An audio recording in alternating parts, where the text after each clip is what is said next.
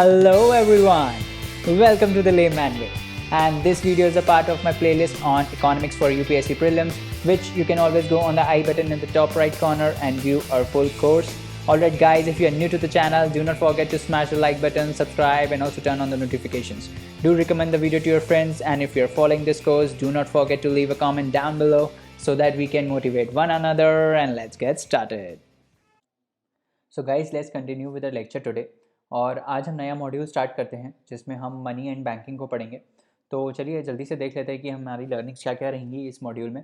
तो सबसे पहले हम मनी पढ़ेंगे कि मनी क्या क्या होता है, उसके फंक्शन क्या होते हैं, उसका इवोल्यूशन कैसे हुआ over the period of time. फिर हम पढ़ेंगे कि फ़िएट करेंसी क्या होती है, लीगल टेंडर क्या होता है। फिर हम demand and supply of money पढ़ेंगे कि कैसे डिमांड एंड सप्लाई मनी का चेंज होता है, ठीक है। फिर हम कंसेप्ट पढ़ेंगे वेलोसिटी ऑफ सर्कुलेशन का, लिक्विडिटी ट्रैप का। फिर हम बैंकिंग पे आएंगे और हम बैंक्स में आरबीआई को पढ़ेंगे, कॉमर्शियल बैंक्स को पढ़ेंगे कि उनके फंक्शंस क्या होते हैं, मनी कैसे बनता है, मनी मल्टीप्लायर का इफेक्ट क्या होता है ना, CRR, SLR, money multiplier, demand and time deposits, narrow and broad money, ये सब के कंसेप्ट क्या होते हैं। और मॉनेटरी पॉलिसी कैसे आरबीआई अपनी डिसाइड करता है और क्या क्या टर्म्स रहते हैं मॉनेटरी पॉलिसी में, ठीक है। उसके बाद हम repo rate, reverse repo, marginal standing facility, open market operations, ये सब पढ़ेंगे। उसके बाद हम क्वांटिटेटिव एंड क्वालिटेटिव मेजर्स देखेंगे कि जो मॉनेटरी पॉलिसी है कौन कौन से ऐसे क्वांटिटेटिव और क्वालिटेटिव मेजर्स आरबीआई लेता है ताकि इन्फ्लेशन को कंट्रोल कर पाए, है ना। तो ये सब हम देखेंगे। उसके बाद हम एलटीवी या मार्जिन रिक्वायरमेंट्स का कंसेप्ट को देखेंगे। सेलेक्टिव क्रेडिट कंट्रोल कैसे होता है, कंज्यूमर क्रेडिट को हम कैसे कंट्रोल करती है आरबीआई, ये सब हम देखेंगे। फिर हम देखेंगे कि मनी सप्लाई से हम कैसे इन्फ्लेशन और डिफ्लेशन से बच सकते हैं, ठीक है। पूरा कंसेप्ट इन्फ्लेशन और डिफ्लेशन का इसी चीज़ पे डिपेंड करता है कि मनी कितना है मार्केट में, है ना। तो उसको हम देखेंगे कि मनी जो है उससे हम कैसे इन्फ्लेशन और डिफ्लेशन को कंट्रोल कर सकते हैं। फिर हम आखिरी में बात करेंगे प्रायोरिटी सेक्टर लैंडिंग की। तो ये सब हमारी लर्निंग्स रहने वाली है। तो चलिए जल्दी से स्टार्ट करते हैं मनी के साथ। कि सबसे पहले अगर हम मनी की बात करें तो सबसे पहले मनी की नीड क्यों है, पैसा ज़रूरी क्यों है, ठीक है। तो सबसे पहले इनिशियल डेज़ में क्या होता था, इनिशियल डेज़ में हमको पता है कि पहले ज़माने में क्या होता था, बार्टर सिस्टम चलता था। तो बार्टर सिस्टम में क्या होता है कि भाई आप जो गुड्स एंड सर्विसेज है, ठीक है, वो गुड्स एंड सर्विसेज के साथ ही एक्सचेंज करते हो। ऐसा नहीं है कि मान लो आपको एक चॉकलेट लेनी है तो आपने जाके 10 रुपये का नोट दिया, नहीं। आपको मान लो अगर एक चॉकलेट लेनी है, ठीक है, और मान लो लेट से आपके पास एक टॉफ़ी है, तो आप एक ऐसा बायर ढूंढोगे जिसको एक टॉफ़ी चाहिए हो, है ना, और उसके पास चॉकलेट भी होनी चाहिए, ठीक है। तो इस टाइप से आप एक बंदे को ढूंढोगे फिर उससे एक्सचेंज करोगे, ठीक है। तो ये होता है बार्टर सिस्टम। कि जैसे मान लो ये मिल्क फार्मर है, ठीक है, तो ये गाय का दूध निकाल रहा है इसमें से, ठीक है। तो ये जो है ये बोलता है कि चलो मैं अपनी सर्विसेज प्लम्बिंग की दूंगा, बट मेरे को उसके बदले क्या चाहिए, मिल्क चाहिए, ठीक है। तो इस टाइप से यहाँ पे सर्विस एक्सचेंज हो रहा है और यहाँ पे गुड एक्सचेंज हो रहा है, ठीक है। तो ऐसा होगा, यहाँ पे पैसे का एक्सचेंज नहीं होगा, ठीक है। तो जैसे मान लो ये मैडम केले की जगह ये बुक्स लेती हैं, ठीक है। ये बंदा जिम जाता है तो इसको केले चाहिए, और ये मैडम पढ़ाई में बहुत तेज़ हैं तो इनको बुक्स चाहिए। तो क्या करेंगे, ये केले को एक्सचेंज कर देंगे इन रिप्लेस ऑफ बुक्स, मतलब ये इनको केले दे देंगे, ये इनको बुक्स दे देंगे, ठीक है। तो ऐसे आपको ढूंढने पड़ेंगे ऐसे लोग जिनको सेम चीज़ चाहिए जो आप ऑफर कर रहे हो, ठीक है। यहाँ पे मनी का एक्सचेंज इन्वॉल्व नहीं है, there is no money involve here, ठीक है। यहाँ पे सिर्फ कमोडिटीज़, गुड्स एंड सर्विसेज, ये सब इन्वॉल्व हैं, ठीक है। तो इसको हम बोलते हैं बार्टर सिस्टम। अब इसमें क्या क्या फीचर्स हैं कि देखो, ये तो सबसे सिंपल फॉर्म ऑफ एक्सचेंज है, ठीक है। इससे सिंपल कुछ हो ही नहीं सकता कि आपके पास कोई चीज़ है और वो दूसरे को चाहिए, और जो दूसरे के पास चीज़ है वो आपको चाहिए, ठीक है। This is very simple form of exchange, ठीक है। उसके बाद दूसरा इसमें प्रॉब्लम क्या आता है, डबल कोइंसिडेंस ऑफ वांट्स। क्या होता है ये डबल कोइंसिडेंस ऑफ वांट्स? अब देखो नाम से ही देखो क्या लिख रहा है, डबल मतलब दो चीज़ें इन्वॉल्व होंगी, ठीक है। डबल मतलब दो, कोइंसिडेंस मतलब क्या होता है कि दोनों को मतलब वही चीज़ चाहिए जो उनको चाहिए। जैसे मान लो इस चीज़ में, इस केस में क्या हो रहा है, ये जिम वाले बंदे को केले चाहिए, करेक्ट, और इन मैडम को बुक्स चाहिए, है ना। तो इसको हम बोलेंगे डबल को इंसिडेंस ऑफ वांट्स। मतलब इसकी वांट जो है वो ये है, इसकी वांट ये है, तो डबल को इंसिडेंस हो रहा है, मतलब इसको भी यही चाहिए, इसको भी यही चाहिए। समझ में आ रहा है? ये मतलब होता है इसका कि मतलब कोई दो, आपको एक ऐसा पार्टनर ढूंढना पड़ेगा जिसको वही चीज़ चाहिए जो आप ऑफर कर रहे हो, और उसके पास भी वही चीज़ होनी चाहिए जो आपको चाहिए, ठीक है। तो ये तो डबल कोइंसिडेंस ऑफ वांट्स हो गया कि आपका भी वांट उसके पास होना चाहिए और उसका वांट भी आपके पास होना चाहिए, जो उसको चाहिए वो भी आपके पास होना चाहिए, और जो आपके पास है वो उसको चाहिए होना चाहिए, ठीक है। तो इसको हम बोलते हैं क्या, डबल कोइंसिडेंस ऑफ वांट्स, ठीक है। अब तीसरा प्रॉब्लम इसमें क्या आता है कि भाई पेरिशेबल कॉमोडिटीज़ हैं, जैसे ये केला है, ठीक है। अब मान लो इसको बुक्स चाहिए, अब इसको ऐसा कोई मिल ही नहीं रहा जो बुक्स ऑफर करे इसको, ठीक है। तो ये तो भाई केला रखे रखे तो ख़राब हो जाएगा ना। मान लो इसको 2 महीने तक नहीं मिला तो ये केला सही थोड़ी रहेगा, केला तो ख़राब हो जाएगा, तो उसकी वैल्यू क्या हो जाएगी, वैल्यू तो लॉस हो जाएगी उसकी, ठीक है। तो ये कोई स्टेबल सिस्टम थोड़ी है ये चीज़ का। जो भी पेरिशेबल कमोडिटीज़ हैं अगर वो उनको एक्सचेंज करनी होंगी तो वो तो भाई बड़ी दिक्कत हो जाएगी उसमें, वो तो ख़राब होती रहेंगी जब तक हमें बायर नहीं मिलेगा उसका। समझ में आ रहा है? तो इसमें ये प्रॉब्लम है। उसके बाद इसमें सर्च कॉस्ट बहुत ज़्यादा रहता है, आप ढूंढते रहो उसको, जिसको वो चाहिए, वो चीज़ चाहिए वो जो आप ऑफ़र कर रहे हो, और उसके पास भी वही चीज़ होनी चाहिए जो आपको चाहिए। तो इसका सर्च कॉस्ट और कॉस्ट ऑफ ट्रांजेक्शन बहुत ही ज़्यादा हाई रहता है, ठीक है। क्योंकि आप बहुत ही ज़्यादा ड्रेन आउट हो जाओगे ऐसे सर्च करने में, ठीक है। पांचवा प्रॉब्लम क्या है? पांचवा प्रॉब्लम है इसमें फंजिबिलिटी का प्रॉब्लम। फंजिबिलिटी क्या होता है? देखो, अभी आप मान लो जैसे फॉर एग्जांपल आप कोई चीज़ लेने जाते हो जिसका प्राइस है 4.5 रुपीज़, ठीक है। तो आप क्या करते हो, मतलब आप क्या करोगे कि भाई आप उसको पैसे दे दोगे 5 रुपये, वो आपको 98 वापस कर देगा, 0.5 रुपीज़ वापस कर देगा, है ना। बट ये चीज़ इस केस में हो सकता है क्या? मान लो ये बोले कि मेरे पास जो बुक्स हैं उसका उसका जो वैल्यू है वो साढ़े चार केले हैं। तो अब क्या ये 4.5 केले देगी इसको? मतलब ऐसा तो है नहीं कि 4 केले देगी फिर आधा काट के दे देगी, नहीं। मतलब ये तो पूरा का पूरा देगी ना, मतलब उसको ऐसे। ये फंजिबल मतलब ये डिवाइड नहीं हो पाएगा इसमें, समझ रहे हो? डिविजिबल नहीं है ये चीज़, मतलब कोई भी कॉमोडिटी डिविजिबल नहीं है। अब ये मैडम बोले मान लो अगर कि नहीं भाई ये जो मेरे केले हैं इनकी वैल्यू 3.5 बुक के बराबर है, तो क्या ये आधी बुक फाड़ के देगा इसको? नहीं ना, ऐसा तो नहीं होगा। ये देगा तो पूरी की पूरी बुक देगा, करेक्ट। तो ये फंजिबिलिटी प्रॉब्लम है कि भाई मतलब ये डिवीजन जो है वो पॉसिबल नहीं है इस चीज़ में। या तो पूरा कमोडिटी जाता है या तो नहीं जाता है, ठीक है। ऐसे पॉइंट फ्रैक्शंस में हम डील नहीं कर सकते इसमें, ठीक है। इसको हम बोलते हैं फंजिबिलिटी प्रॉब्लम कि ये डिवाइड नहीं हो सकता, ठीक है। तो अगर डिवाइड नहीं हो सकता तो इसमें तो बड़ा प्रॉब्लम आ जाएगा ट्रांजेक्शन करने में। तो इससे क्या प्रॉब्लम आ सकता है? इससे ये प्रॉब्लम आ सकता है, हो सकता है ये वैल्यू ज़्यादा हो, ये वैल्यू कम हो, तो करेक्ट वैल्यू एक्सचेंज नहीं होगा, समझ रहे हो? करेक्ट वैल्यू एक्सचेंज नहीं होगा इसमें कभी भी। तो ये फंजिबिलिटी का प्रॉब्लम इसमें रहता है, ठीक है। तो ये हमने समझ लिया कि बार्टर सिस्टम क्या होता है और उसके फीचर्स क्या होते हैं, उसमें क्या क्या प्रॉब्लम्स होती हैं, ठीक है। अब इन्हीं प्रॉब्लम्स को सॉल्व करने के लिए हमारी करेंसी आई, ठीक है। अब कैसे हुआ, पहले हम इसके फंक्शन देख लेते हैं कि क्या फंक्शन होता है, मनी हमको ज़रूरत ही क्यों है। तो देखो, it is a measure of value, ठीक है। हम बोलते हैं टाइम इज़ मनी, करेक्ट। तो वैल्यू को ये मेजर करता है बेसिकली कि कितना वैल्यू है। अब जैसे बुक का वैल्यू, जैसे मैं पिछले में बोल रहा था कि बुक्स का वैल्यू 4.5 रुपीज़ है, लेट से, ठीक है। तो वो उसकी वैल्यू है। केले जो वो बनानाज ऑफर कर रही थी उसकी वैल्यू हो सकता है 5 रुपये हो। तो ये वैल्यू को मेजर करता है, ठीक है। एक स्टैंडर्ड है जो वैल्यू को मेजर करता है, ठीक है, जिससे ट्रांजैक्शन पॉसिबल हो पाता है। समझ में आ रहा है? तो it is a measure of value. दूसरा है मीडियम ऑफ एक्सचेंज, कि भाई आप कोई सर्विस या गुड को खरीदने के लिए आप वो पैसा देते हो, है ना। तो जैसे मान लो आपके पास वीट है, ठीक है, और आपको एप्पल चाहिए, तो आप क्या करोगे कि आप पहले वीट को बेचोगे, उससे पैसे लाओगे, फिर आप एप्पल लोगे, ठीक है, उसी पैसे से, है ना। या तो फिर आप बार्टर सिस्टम में जाओ कि भाई आप ऐसे सप्लायर को ढूंढो जिसके पास एप्पल हो और उसको भी वीट चाहिए हो। तो ये तो बड़ा कॉस्ट ऑफ ट्रांजैक्शन बढ़ जाएगा, हमने देखा था पीछे, और करेक्ट ट्रांजैक्शन भी नहीं हो पाएगा, है ना। तो हम क्या करेंगे कि वीट को पहले बेचेंगे। आपके पास वीट है, आपने वीट बेच दिया, वीट के बदले आपको पैसे मिल गए, फिर उसी पैसे से आपने क्या ले लिया, उसी पैसे से आपने एप्पल ले लिया, ठीक है। तो उसी पैसे से आपने एप्पल ले लिया, ठीक है। तो it is also a medium of exchange. चीज़ें एक्सचेंज करने के बीच में एक मीडियम होता है, ठीक है। और इसका सबसे बड़ा बेनिफिट क्या है कि it is durable, it is portable, it is acceptable, it is non perishable and it has a low storage cost. जितनी भी प्रॉब्लम्स बार्टर सिस्टम में आ रही थी सबको मनी क्या करता है, सॉल्व करता है, ठीक है। पोर्टेबल भी है, ईजिली आप कैरी कर सकते हो, है ना। ज़रूरी नहीं है कि आप बुक्स या केले हर जगह कैरी कर पाओ, ठीक है। ड्यूरेबल भी है, ठीक है। उसके बाद हर कोई एक्सेप्ट भी करता है ना। स्टैंडर्ड है तो सब कोई एक्सेप्ट भी करता है। पेरिशेबल नहीं है, सबसे इंपॉर्टेंट बात, कि भाई जैसे केले वगैरह या आपके कमोडिटी पेरिशेबल हो सकती हैं, ख़राब हो सकती हैं, बट मनी कभी ख़राब थोड़ी होता है। ऐसा थोड़ी है मनी सड़ गया, ऐसा नहीं होता ना कभी। मनी तो मनी रहता है, ठीक है। और स्टोरेज कॉस्ट इसका लो है, आप बहुत ही लाइट वेट रहता है और आप इजीली उसको स्टोर कर सकते हो तिजोरी में, है ना। तो ये सब इसके बेनिफिट्स हैं।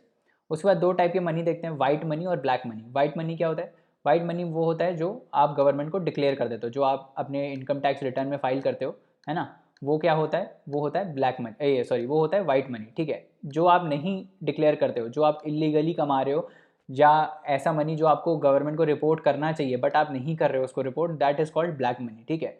तो जो डिमोनेटाइजेशन हुआ हमारा वो ब्लैक मनी को सिस्टम से रिमूव करने के लिए हुआ, ठीक है, क्योंकि बहुत लोग इनकम टैक्स भरते नहीं थे, है ना। तो सारा पैसा कहाँ जा रहा था किसी को पता ही नहीं है। तो वो सारा ब्लैक मनी है जो डिक्लेयर नहीं होता है आईटी रिटर्न्स में, है ना, जीएसटी रिटर्न्स में, वो सारा क्या होता है, ब्लैक मनी होता है। और जो गवर्नमेंट को आपने डिक्लेयर कर दिया उसको हम बोलते हैं वाइट मनी, ठीक है। उसके बाद ये value, it is a store of value. Obviously आपकी सैलरी आती है तो आप बैंक में जमा करते हो इन द फॉर्म ऑफ मनी, ठीक है, तो वो आपकी वैल्यू है, करेक्ट। आप बोलते हैं ना I am worth this much, I am worth 30 lakhs, तो मतलब आपका जो बैंक अकाउंट है उसमें इतना बैलेंस रिफ्लेक्ट हो रहा है, ठीक है। It is a store of value, value store करता है वो, ठीक है। तो ये हो गया। दूसरा है ट्रांसफ़र ऑफ वैल्यू। आपको किसी को पैसा भेजना हो, तो जैसे दुबई में कोई वर्कर काम कर रहा है, वो इंडिया में केरला में पैसे भेजता है, रेमिटेंस भेजता है, ठीक है। तो क्या कर रहा है वो ट्रांसफ़र कर रहा है वैल्यू को वहाँ से इधर ट्रांसफ़र कर रहा है इंडिया में। तो it is a transfer of value as well, ठीक है। It helps in transfer of value. Unit of account है, अकाउंटिंग में काम आता है। सारे अकाउंट्स तो मनी के ही होते हैं, है ना, कि भाई ये इन्वेंट्री है हमारे पास, इसका इतना कॉस्ट है, इसका इतना कॉस्ट है, तभी तो सारा बैलेंस शीट और वो सब बनता है ना। कंपनीज़ का बैलेंस शीट, प्रॉफिट्स डिक्लेयर होते हैं, तो वो सब क्या है, वो उसमें सब में मनी यूज़ होता है, राइट। मनी को as a accounting unit use करते हैं सब लोग। तो it is a unit of account, ठीक है। उसके बाद और क्या है कि it is a standard of deferred payments. Deferred payments मतलब आपने कोई चीज़ आज खरीद ली, ठीक है, आप उसका पेमेंट बाद में कर रहे हो। जैसे EMI is a very good example. आपने मान लो कार खरीद ली आपने उसको, या घर खरीद लिया आपने, घर को ईएमआई में खरीदा, तो आपने इस पूरी वैल्यू को तो आज खरीद लिया, बट आप पेमेंट्स कैसे कर रहे हो, आप पेमेंट्स डिफर कर रहे हो उसकी, मतलब आप ईएमआई में पेमेंट्स कर रहे हो उसका, ठीक है। तो it is a standard of deferred payments as well, acceptable method है कि हम डिफर्ड पेमेंट्स कर सकते हैं, करेक्ट। तो ये हो गया। उसके बाद उसके बाद क्या होता है, creation and redistribution of national income. तो भाई जो नेशनल इनकम आती है, ठीक है, जो ये नेशनल इनकम अर्न होती है वो रीडिस्ट्रीब्यूट होती है वापस। भले ही कम हो रही है, भले ही इनक्वालिटी बढ़ रही है, but it is a measure of distribution as well, ठीक है। जो भी नेशनल इनकम आ रही है वो रीडिस्ट्रीब्यूट होती है सारी कंट्री में, ठीक है। आप सर्विसेज लेते हो, किसी और के पास पैसा जाता है, ठीक है, इन आंटी के पास पैसा जाएगा, है ना। तो इस टाइप से पूरा जो मनी है वो रीडिस्ट्रीब्यूट होता है, करेक्ट। तो हमने समझ लिया कि it is a measure of value, ठीक है। मीडियम ऑफ ट्रांजैक्शन है, ठीक है, medium of measure of value है, मीडियम ऑफ एक्सचेंज है। स्टोर कर सकते हैं हम वैल्यू तिजोरी में, ठीक है, तो स्टोर कर सकते हैं, रीडिस्ट्रीब्यूट कर सकते हैं इनकम, और फिर हम डिफर्ड पेमेंट कर सकते हैं, ठीक है, इससे। तो ये सब मनी के फंक्शंस हैं, करेक्ट। उसके बाद आगे बढ़ते हैं कि देखते हैं कि इवोल्यूशन कैसे हुआ। तो देखो सबसे पहले क्या था, सबसे पहले बार्टर सिस्टम था, जैसे हमने पीछे पढ़ा कि इनके केले के बदले आपको बुक्स मिलती थी, ठीक है। उसके बाद ये सब प्रॉब्लम्स आ गई बार्टर सिस्टम में कि भाई डबल कोइंसिडेंस वो वांट्स होना चाहिए, बहुत ही हाई स्टोरेज वैल्यू है, पेरिशेबल कमोडिटीज़ में प्रॉब्लम आ जाती है। तो फिर क्या हुआ, फिर हमने एक और स्टैंडर्ड निकाला जिसको हमने गोल्ड बोल दिया, ठीक है। हमने बोला कि चलो गोल्ड तो पेरिशेबल नहीं है, ठीक है, गोल्ड हम एक स्टैंडर्ड रख देते हैं, बस यही एक ऐसा यूनिट है जिसको, अगर गोल्ड जिसके पास है उससे वो कुछ भी ले सकता है, ठीक है। तो मान लो आपके पास अगर 1 ग्राम गोल्ड है, ठीक है, तो आप जाके ये बुक्स खरीद सकते हो, ठीक है। इस टाइप से हमने इसको रख दिया। बट गोल्ड भी क्या लिमिटेड है, ठीक है, गोल्ड भी अनलिमिटेड थोड़ी है। जो क्राइसिस आने लगा था, अभी हम आगे पढ़ेंगे, जिसको हम शायद ट्रिफिन्स डिलेमा बोलते थे, है ना। तो उसमें उसमें यही था कि भाई गोल्ड जो था वो तो लिमिटेड चीज़ है ना, उसका तो प्राइस बढ़ेगा ही, कोई भी चीज़ लिमिटेड होती है उसका प्राइस बढ़ेगा ही। तो gold was not a good accounting unit, ठीक है, गोल्ड को आप एज अ मनी यूज़ नहीं कर सकते, है ना। तो फिर इसके बाद क्या आया, इसके बाद फिर किंग्स ने क्या निकाला, मेटल कॉइन्स। मेटल कॉइन्स जैसे आपने इल्तुतमिश के टाइम पे टंका सिस्टम आया था, मोहब्बत ये आपके तुगलक जो थे उनके टाइम पे वो कॉपर कॉइन्स आए थे, है ना। तो ये सब उस टाइम पे कॉइन्स आए थे, फिर मेटल कॉइन्स यूज़ होने लगे कि भाई ठीक है, हम अब क्या करेंगे, हम अब मेटल कॉइन्स का यूज़ करेंगे। जैसे आज के ज़माने में होता है ना, वैसे ही कॉइन्स हुआ करते थे, बट उनका इंट्रिंसिक वैल्यू बहुत ज़्यादा होता था। मतलब जैसे ये कॉपर के कॉइन्स हैं, है ना, तो लोग क्या करने लगे, उस समय ऐसा होता था, लोग क्या करने लगे कि इसको मेल्ट करके उससे कॉपर निकालने लगे, और कॉपर को वो बाहर बेच देते थे क्योंकि कॉपर की वैल्यू बहुत ज़्यादा रहती थी। तो ये भी फेल हो गया, ठीक है, उस समय जो कॉपर कॉइन्स इंट्रोड्यूस होते हैं वो भी फेल हो गए। तो उसके बाद क्या आया, उसके बाद पेपर मनी आ गया। अब पेपर मनी में क्या था कि पेपर मनी का इंट्रिंसिक वैल्यू जीरो था, लगभग लगभग। तो आप इससे अब क्या ही करोगे, है ना। अब आप पेपर जो है, पेपर मनी, पेपर से क्या करोगे, पेपर से कुछ कर थोड़ी सकते हो, उसका अपना वैल्यू थोड़ी कुछ है। इन कॉपर कॉइन्स का अपना वैल्यू होता था, ठीक है, तभी लोग इसको मेल्ट करके कॉपर में कन्वर्ट करके इसको बाहर बेच देते थे, ठीक है। बट आप पेपर के साथ ऐसा नहीं कर सकते। और आज के भी जो कॉइन्स आते हैं ना, जैसे 1 रुपये का कॉइन, 2 रुपये का कॉइन, इनकी भी इंट्रिंसिक वैल्यू कुछ नहीं होती क्योंकि ये एलॉयज़ रहते हैं, ठीक है। तो ये सब हुआ, पेपर मनी आने लगा। फिर अब लोगों ने देखा कि यार पेपर मनी भी ड्यूरेबल नहीं है, मतलब कभी मान लो मेरी तिजोरी में आग लगी तो पेपर मनी तो जल जाएगा, ठीक है। तो लोगों ने अल्टरनेटिव्स फिर देखे। तो फिर अल्टरनेटिव में क्या आया, कार्ड्स आ गए, क्रेडिट कार्ड्स, डेबिट कार्ड, है ना, ताकि आप ऑन द गो ट्रांजेक्शन कर सको, आपको कैरी करने का ज़रूरत नहीं है हर जगह अपना पेपर मनी। तो कार्ड्स आ गए, फिर कार्ड्स भी फिर और टेक्नोलॉजी डेवलप हुई तो क्या हुआ, डिजिटल पेमेंट्स आ गए, फ़ोनपे, पेटीएम, ये सब आ गया, इलेक्ट्रॉनिक मनी का कंसेप्ट आने लगा, ठीक है। जो आज के अभी चलता ही है ये सब कार्ड्स, पेपर मनी कार्ड्स, और ये तो अभी ही चल रहा है, ठीक है। तो ये सब अभी चलता है। अब अभी रिसेंट में आपने देखा होगा एक और करेंसी आई है जिसको हम बोलते हैं क्या, क्रिप्टो करेंसी, है ना, बिटकॉइंस वगैरह आने लगे हैं। तो अब आगे आगे इसका फ्यूचर क्या है, आगे क्रिप्टो करेंसी का फ्यूचर है, ठीक है। फ्यूचर तो खैर नहीं बोलूँगा, बट हाँ ठीक है, अब ये आने लगा है, टेक्नोलॉजी आगे बढ़ गई है, तो बिटकॉइंस वगैरह, इथेरियम, रिपल्स, ये सब करेंसीज आने लगी हैं, क्रिप्टो करेंसी, ठीक है। तो तो ऐसा इवोल्यूशन ऑफ मनी है। बार्टर था, फिर गोल्ड आया, फिर मेटल कॉइन्स आए, फिर पेपर मनी, फिर कार्ड्स, फिर आपका फ़ोन पे, पेटीएम, ये सब वॉलेट्स आए गए, और अब आगे क्रिप्टो करेंसी आएगी, ठीक है। एक और कंसेप्ट है जिसको हम बोलते हैं कमोडिटी मनी। अब क्या हुआ कि भाई अब हमको वैल्यू को तो असाइन करना है किसी चीज़ के लिए, तो किसी कमोडिटी को जब एज अ स्टैंडर्ड सेट करके, ठीक है, किसी कमोडिटी को एज अ स्टैंडर्ड सेट करके जब हम उसकी वैल्यू डिफाइन कर देते हैं, तो उसको हम बोलते हैं कमोडिटी मनी। क्या मतलब है कि देखो, जैसे 10 ग्राम ऑफ वीट मैंने जैसे एक्सचेंज रेट होता है ना कि 1 रुपये, सॉरी, जो $1 है, पार्डन मी, $1 है, ठीक है, $1 इज इक्वल टू लेट से 72 रुपीज़ है, ठीक है। तो ये हमने एक्सचेंज रेट डिफाइन कर दिया कि भाई इसका वैल्यू $1 का कितने रुपए है, 72 रुपीज़। ऐसे ही कमोडिटी का भी जो वैल्यू है वो डिफाइन हो जाता है, जैसे क्या, 10 grams of wheat is equal to 6 bananas. अब 6 बनाना का जो वैल्यू है that is equal to 10 grams of wheat. ऐसे लोग पहले वो कर देते थे, डिफाइन कर देते थे। तो इसमें क्या है, इंट्रिंसिक वैल्यू है, जैसे मैंने बताया, इसकी खुद की भी वैल्यू है, ठीक है। वीट की खुद की वैल्यू है, बनानास की खुद की वैल्यू, ज़रूरी थोड़ी ये बराबर हो, ऐसा आप कैसे जज कर रहे हो इसको, ठीक है। तो वो चीज़ है, और ये पेरिशेबल भी है, ठीक है, बनानास तो पेरिशेबल है, तो ये सब दिक्कतें आ रही थी उस टाइम, ठीक है। फिर क्या हुआ, अब हम नेक्स्ट कंसेप्ट पढ़ते हैं, इवोल्यूशन ऑफ मनी हमने पढ़ लिया कि बार्टर सिस्टम कैसे आया, फिर ये आया, फिर ये आया, पेपर मनी आया, कार्ड्स आ गए, और अभी क्रिप्टो चल रहा है, ठीक है। अब इसके बाद एक कंसेप्ट पढ़ते हैं हम फिएट मनी का। अब देखते हैं फिएट मनी क्या होता है।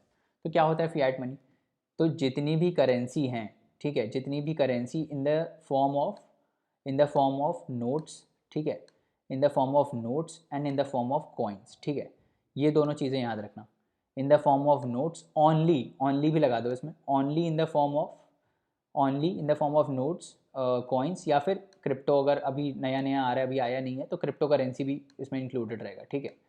तो फिएट मनी क्या होता है, fiat money is in the form of, अभी के लिए आप बस इतना याद रखो, fiat money is in the form of a note, any currency in the form of note और कॉइन्स, ठीक है। तो कॉइन्स और नोट्स, इन दोनों ऐसी कोई भी अगर करेंसी होगी जो नोट्स और कॉइन्स के फॉर्म में है, that is called a fiat money.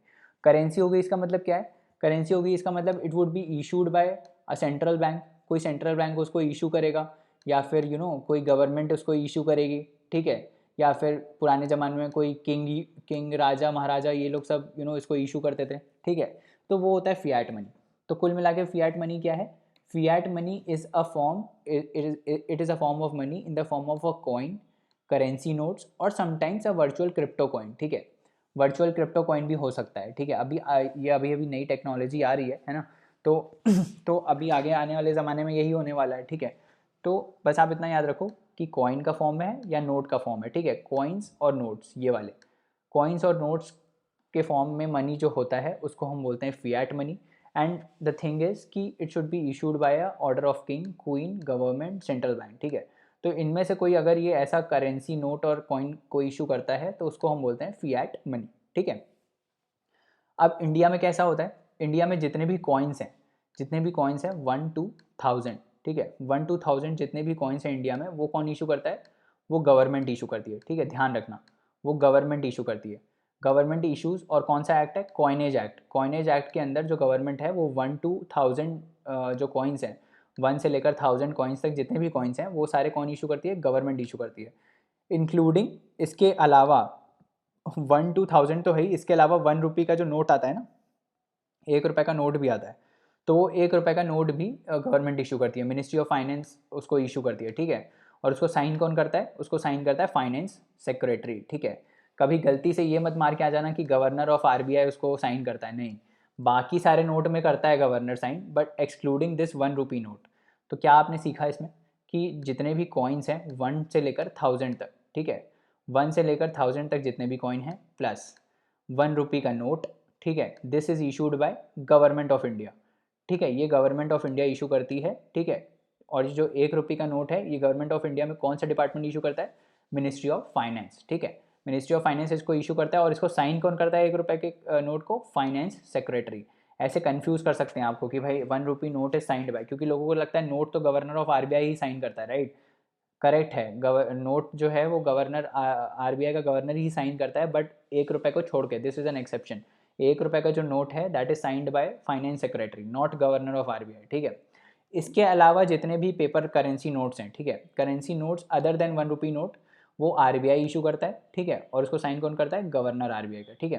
तो आपने कभी नोट निकालोगे तो उसमें लिखा रहता है ना कि I promise to pay the bearer sum of amount of blah blah blah, इतना सब वो डिटेल में लिखा रहता है ना, वो उसको कौन साइन करता है? वो गवर्नर का ही प्रॉमिस होता है कि आप अगर ये नोट हमारे पास लेके आओगे, अगर आप ये नोट आरबीआई के पास लेके आओगे तो आरबीआई आपको इतने रुपए वापस करेगा, ठीक है। तो this is the promise that RBI is making, वो नोट में जो लिखा रहता है, एक्सेप्ट 1 रुपी नोट जिसमें ऐसा कोई प्रॉमिस नहीं होता, वो उसको साइन करने वाला होता है फाइनेंस सेक्रेटरी, ठीक है। तो ये हो गया, ठीक है। अब उसके बाद हम देखते हैं कि लीगल टेंडर क्या होता है। दूसरी चीज़ है, एक लीगल टेंडर होता है। अभी हमने फियाट करेंसी पढ़ लिया, ठीक है, फियाट करेंसी समझ में आ गया ना? कोई भी करेंसी जो नोट के फॉर्म में हो या फिर कॉइन के फॉर्म में हो, नोट के फॉर्म में हो या फिर कॉइन के फॉर्म में हो, ठीक है, और वो कौन इशू करा हो? वो सेंट्रल गवर्नमेंट इशू करी हो या बैंक इशू करा हो, मतलब सेंट्रल बैंक इशू करा हो, है ना? तो ये सब जो भी इंस्टीट्यूशंस हैं, अगर इन्होंने कोई ऐसी चीज़ नोट या करेंसी नोट या कॉइन्स के फॉर्म में करेंसी को इशू करा है तो वो होता है फियाट। अब लीगल टेंडर क्या होता है? लीगल से आपको क्या समझ में आ रहा है? लीगल, लीगल मतलब ऐसी कोई करेंसी जो लीगली एक्सेप्टेड हो, ठीक है। कल को मैं जाके 500 रुपये का नोट लेके जा रहा हूँ किसी के पास, ठीक है, और बोल रहा हूँ मेरे को 500 रुपये की चीज़ चाहिए, तो क्या वो लेगा? नहीं लेगा वो 500 रुपये, क्योंकि 500 और 1000 रुपये जो हैं वो तो इंडिया में स्क्रैप हो चुका है ना। मोदी जी ने डीमोनेटाइजेशन कर दिया था 500 और 1000 के नोट का। तो 500 अब लीगल टेंडर नहीं है, ठीक है। लीगल टेंडर मतलब जो लीगली एक्सेप्ट हो सकता है मनी, ठीक है। ऑल्दो ये फियाट मनी है, समझ में आ रहा है ना? 500 का अगर आपके पास नोट है तो 500 का नोट एक फियाट करेंसी है, क्योंकि ये तो नोट के फॉर्म में है ना, ठीक है, ये नोट के फॉर्म में है तो फियाट करेंसी तो है, बट ये लीगल टेंडर नहीं है क्योंकि ये लीगली एक्सेप्टेबल नहीं है अब, क्योंकि ये डीमोनेटाइज हो चुका है ना। तो लीगल टेंडर क्या होता है? लीगल टेंडर एक फियाट मनी ही होता है, ठीक है, जो लीगली अलाउड होता है पेमेंट्स के लिए, ठीक है, मतलब उसको कोई रिफ्यूज़ नहीं कर सकता, ठीक है। अगर आप जाके 2 रुपये का सिक्का किसी को दे रहे हो तो वो उसको रिफ्यूज़ नहीं कर सकता, it is a legal tender, उसको लेना ही पड़ेगा अगर वो जो सर्विस प्रोवाइड कर रहा है वो 2 रुपये की है, ठीक है।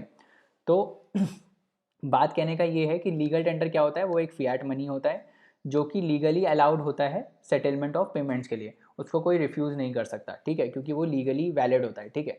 तो जैसे कि मैं आपको एग्जांपल दे रहा था कि 500 और 1000 के नोट जो हैं वो डिमोनेटाइज हो चुके हैं, राइट? तो जो 1000 रुपये का नोट है that is a Fiat money. Fiat money तो है क्योंकि वो नोट के फॉर्म में है, but it is not a legal tender क्योंकि ये लीगली एक्सेप्टेबल नहीं है, करेक्ट। तो देख लेते हैं कौन कौन से फियाट मनी और कौन कौन से लीगल टेंडर हैं, ठीक है। तो जो ये सब होते हैं government securities, treasury bills, shares, bonds, demand drafts, cheque, credit cards, debit cards, bitcoins, ये लोग सब क्या करें? नोट और कॉइन के फॉर्म में तो है नहीं, ठीक है, ये नोट और कॉइन के फॉर्म में तो है नहीं, करेक्ट। ये बिटकॉइन भी नोट और कॉइन के फॉर्म में थोड़ी है, ये तो बस ऐसे वर्चुअल करेंसी है ना, जो मैं बता रहा था, ये वर्चुअल करेंसी है, तो ये भी फियाट मनी नहीं है, ठीक है। Bitcoins are not fiat money, ठीक है।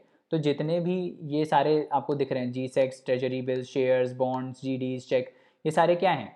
ये सारे फियाट मनी है ही नहीं, क्योंकि ये कॉइन्स और नोट्स के फॉर्म में है ही नहीं, और ये लीगल टेंडर भी नहीं है, क्योंकि आप ऐसा थोड़ी आप जाके सब्जी ले रहे हो 1 किलो तो आप बोलोगे ये लो एक गवर्नमेंट सिक्योरिटी पकड़ो, ये आप जाके बेच देना और उससे आपको पैसा मिल जाएगा। नहीं, वो रिफ्यूज़ कर देगा आपको कि भाई ये क्या है बकवास, आप शेयर थोड़ी देते हो कि 1 किलो सब्जी खरीदने के लिए, है ना।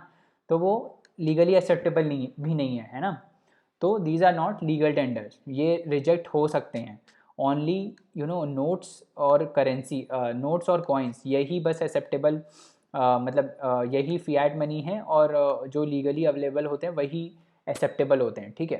तो ये जो गवर्नमेंट सिक्योरिटीज़ हैं, एटीएम कार्ड्स हैं, बिटकॉइंस हैं, ठीक है, तो ये सब क्या हैं? ये सब ना तो फियाट मनी है और ना ही लीगल टेंडर है, ठीक है, ना ही फियाट मनी है ना ही लीगल टेंडर है, करेक्ट। तो जैसे मान लो अब किसी किसी को डाउट होता है कि सर क्रेडिट और डेबिट कार्ड तो एक्सेप्टेबल होते हैं, हम सुपर मार्केट में जाते हैं तो एक्सेप्टेबल होते हैं। येस एक्सेप्टेबल होते हैं, बट वो मैंडेटरी नहीं है। वो मना आपको कर सकता है कि भाई we don't accept credit cards, आप हमको कैश में पेमेंट करिए, तो वो लीगल टेंडर नहीं है, वो मना कर सकता है। आप जाके उसके ऊपर केस नहीं कर सकते कि भाई नहीं नहीं नहीं क्रेडिट कार्ड तो आप लीगल टेंडर है, आपको रखना पड़ेगा। नहीं, credit card is not a legal tender, और ना ही डीडी चेक है ना। तो आप ऐसा नहीं कि आपकी 1 किलो सब्जी लेने जा रहे हो तो आप उसको चेक दोगे कि ये लो 50 रुपये का चेक मेरे जाके बैंक अकाउंट से निकाल लेना। नहीं, वो मना कर देगा आपको, बोलेगा नहीं हमको कैश चाहिए। ठीक है, तो समझ में आ रहा है? ये कंफ्यूज मत हो जाना, ना ही फियाट मनी है ना ही लीगल टेंडर है। ठीक है, तो इट इज़ जैसा मोड ऑफ पेमेंट कि भाई हम ठीक है चलो जो ना मतलब उन्होंने अगर क्रेडिट कार्ड का फैसिलिटी रखा हुआ है तो हमने पे कर दिया, बट मैंडेटरी नहीं है। ठीक है ना, ये याद रखना। तो चलिए दोस्तों, आज के लिए इतना रहने देते हैं। नेक्स्ट लेक्चर में और कंसेप्ट्स को पढ़ेंगे। जाने से पहले लाइक शेयर सब्सक्राइब ज़रूर करें, अपने दोस्तों को रिकमेंड करें। अपनी क्वेरीज़ आप हमको queries@thelaymanway.com पे भेज सकते हैं, जहाँ पे हम आपका रिप्लाई इंस्टेंटली करेंगे। और पढ़ते रहिए, हार्ड वर्क करते रहिए, है ना। अगले लेक्चर में मिलते हैं। Thank you, bye bye, take care.